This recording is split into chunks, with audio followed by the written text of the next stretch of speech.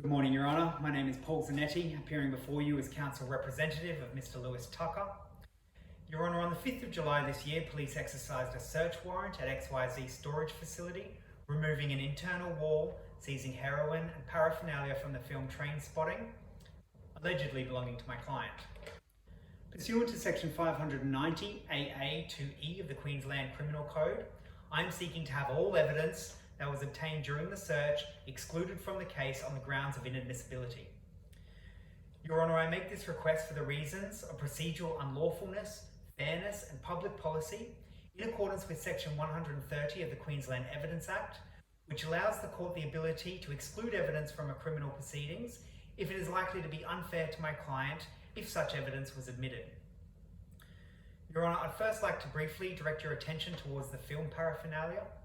Trainspotting is a highly revered classic cult film in which the prosecution is trying to link to the case as an admission of my client's culpability due to its depiction of drug abuse in the film. Despite being located at the scene, precedent set in the Director of Public Prosecutions in Christie, known as the Christie discretion, allows Your Honour to exclude evidence which is not proportionate to its true evidentiary value. Following the interpretation of this case in the Crown and Hassler, I am not contesting the clear weakness of this circumstantial evidence, rather the prejudicial impact that it will have on my client if the jury were likely to give it more weight than it deserves. Additionally, with reference to the Crown and Brown, if admissible, it would create an unfair bias towards my client in that it does not have the tendency alone to establish guilt. Your Honour, our primary contention centres around the issuance and execution of the search warrant, which has blatantly contravened multiple areas of the Queensland Police Powers and Responsibilities Act, which I'll hereby refer to as the Act. I'll begin, Your Honour, by recognising that the warrant itself has failed to meet numerous requirements of section 156 of the Act. Specifically, it has failed to identify the location where the offence took place, or the place or the premises that was set to be searched. Additionally, the warrant has neglected to make any reference for the evidence to be seized or the time and the date where the warrant ends.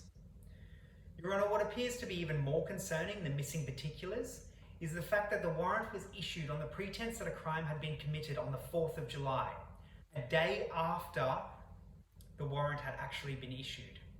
This glaring discrepancy causes significant doubt to the legitimacy of the search warrant. Section 151 of the Act mandates that the search warrant can only be granted if reasonable grounds exist to suspect the presence of evidence is currently at the premises or will be there within 72 hours. Your Honour, the search warrant was issued on the 3rd of July. At this time, Detective Sergeant Anderson operated under the belief that all illicit substances had in fact been sold. Detective Anderson had not anticipated any evidence to be at the premises until about the 10th of July, almost 4 days beyond the time frame prescribed of 72 hours. Your Honour, section 150 sub 4 of the Act requires an application of the warrant to be made to a Supreme Court judge if there is any intention to cause structural damage. In this case, Detective Anderson applied and was issued a warrant by a magistrate. He did so while making it very clear he had the intention of removing an internal wall during his search. This was a clear disregard for this requirement.